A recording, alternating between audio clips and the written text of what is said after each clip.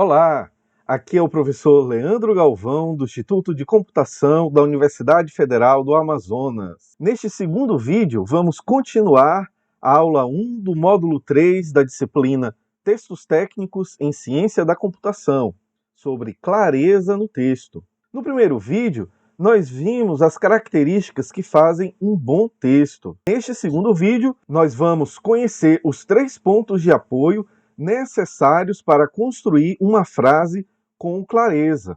E que 3 pontos são esses? São o sujeito, o verbo e o seu complemento, o famoso SVC. A estrutura SVC é o ponto de apoio para a construção de frases claras, porque ela contém a ideia central dessa frase. Caso tenhamos informações acessórias, devemos posicioná-las ou à esquerda ou à direita do SVC, ou seja, em torno dele. Caso essas informações acessórias sejam mais complexas, de modo que formem frases independentes, então nós temos ideias secundárias, e elas devem ser expressas em uma nova frase, para não confundir com a ideia principal. Pois bem, se a gente pudesse tirar um raio-x da estrutura, do esqueleto de um bom texto técnico, seja ele sobre algoritmos, arquitetura de computadores, inteligência artificial, seja lá qual for o assunto, nós teríamos o seguinte: uma introdução com algumas frases estruturadas em torno do SVC, teríamos um desenvolvimento maior com diversas estruturas SVC separadas ou por ponto, vírgula, e uma conclusão também formada por frases estruturadas de acordo com o SVC. Então esse é um raio-x de um texto técnico bem estruturado.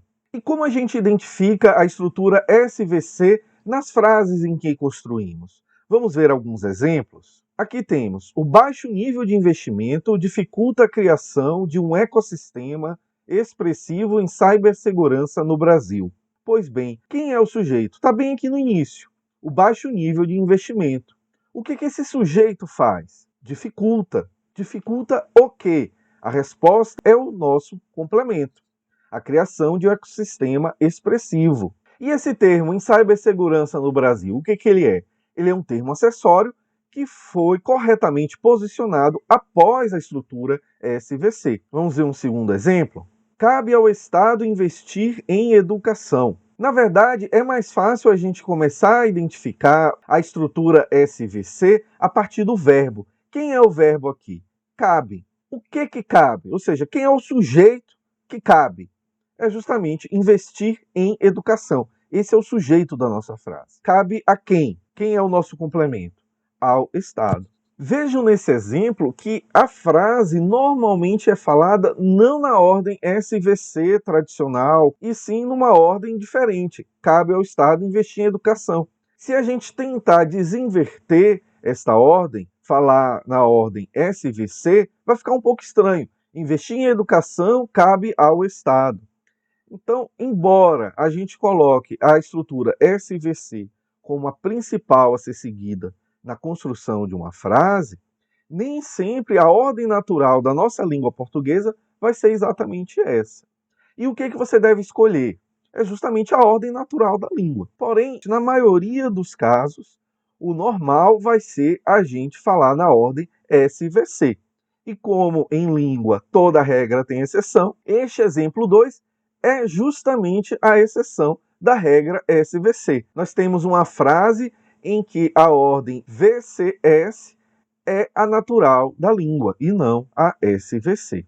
Vamos ver um terceiro exemplo? Esse é um pouco mais complexo. De acordo com informações, blá blá blá, o mercado brasileiro de TI movimentou cerca de 123 bilhões. Então, vamos procurar o verbo.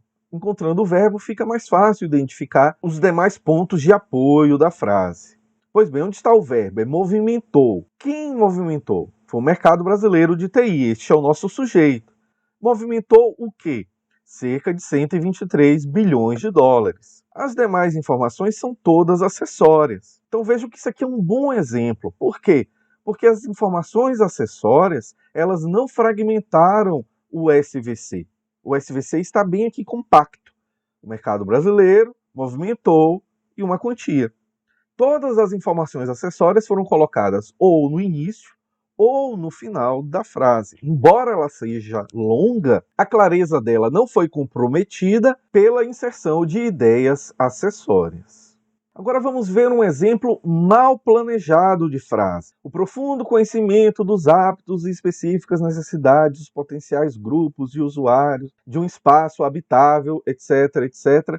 Nós temos aqui 73 palavras em uma só frase. É difícil para a memória de curto prazo do cérebro humano processar esta grande quantidade de palavras. Os 3 pontos de apoio, sujeito, verbo e complemento, foram soterrados pela quantidade de informações acessórias aqui presentes. Vejam que o sujeito e o complemento são formados por substantivos, a substância das ideias que desejamos exprimir. Quando inserimos muitos adjetivos e advérbios, vejam só, profundo, específicas, potenciais, inestimável. Quando inserimos muitos adjetivos e advérbios, que são o quê? Adjuntos aos substantivos e adjuntos aos verbos, nós estamos inserindo informações acessórias demais que sobrecarregam a memória de curto prazo do leitor. Quando a gente exige esforço da memória de curto prazo do leitor, nosso texto se torna difícil de ler, pouco claro. Veja agora esta mesma ideia expressa em uma frase em que foi pensada, que foi elaborada. Conhecer os hábitos e as necessidades dos moradores é fundamental para elaborar o projeto arquitetônico de apartamento confortável. Veja só, 18 palavras, apenas um verbo, temos um sujeito reconhecível, temos um complemento reconhecível. Vejam agora como ela ficou bem mais clara do que a frase anterior. Para ilustrar o mecanismo de funcionamento da memória de curto prazo, vamos lançar mão desta ilustração. Veja só, temos um leitor que está tentando decifrar o que escrevemos em um texto. Esse texto foi bem planejado, foi bem elaborado e está estruturado de acordo com os 3 pontos de apoio da frase, o SVC, sujeito, verbo, complemento. A memória de curto prazo tem uma baixa capacidade de armazenamento. Segundo pesquisas da área de psicologia cognitiva, a quantidade de blocos de informações que nosso cérebro é capaz de armazenar nesta área conhecida como memória de curto prazo, é de 5 a 9 blocos de informação. Contudo, neste nosso exemplo, vamos lançar mão de uma ilustração mais simplificada desse mecanismo de funcionamento da memória de curto prazo. Então, o nosso leitor, se deparando com um texto bem construído, em que a estrutura SVC esteja explícita, ele vai ler o sujeito, vai ler o verbo, vai ler o complemento, e daí vai conseguir tirar um sentido e vai prosseguir normalmente na sua leitura como se nada tivesse acontecido. Por outro lado, se esse mesmo leitor se deparar com uma estrutura de frase fragmentada, com o sujeito separado do verbo, separado do complemento, com numerosas e longas ideias acessórias, vai acontecer mais ou menos o seguinte: isso aqui é uma visão simplificada. O leitor vai lendo e, à medida que sua memória de curto prazo vai sendo preenchida, ele vai jogando fora as informações que foram lidas em primeiro lugar. E, ao encontrar o ponto final dessa frase, o leitor, na tentativa de fechar um sentido, ele não vai ter à disposição o sujeito, o verbo, porque essas informações foram descartadas. Vai ter um pequeno vislumbre do que realmente é a frase e, por isso, não vai formar um sentido, vai ficar em dúvida.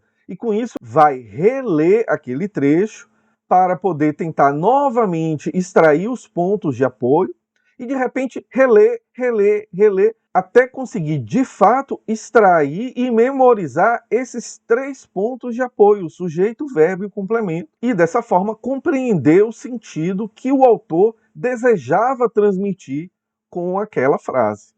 Portanto, no papel de autores de um texto, quais são os erros que cometemos que acabam deixando o texto nada claro?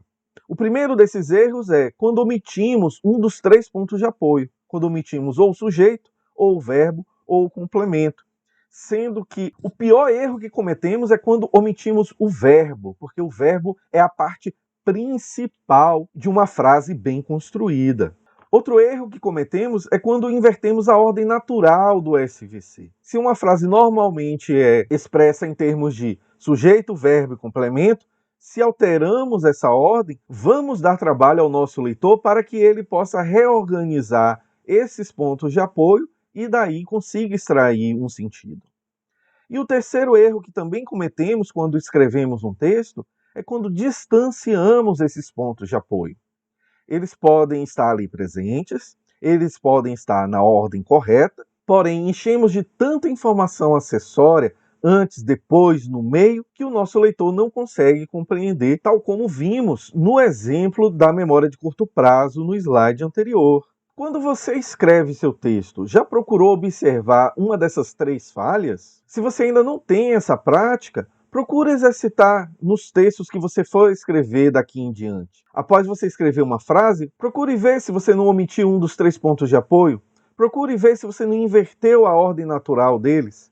Procure ver se você não distanciou eles por meio de ideias acessórias. Pratique esse exercício. Com certeza você vai melhorar muito a qualidade dos seus textos.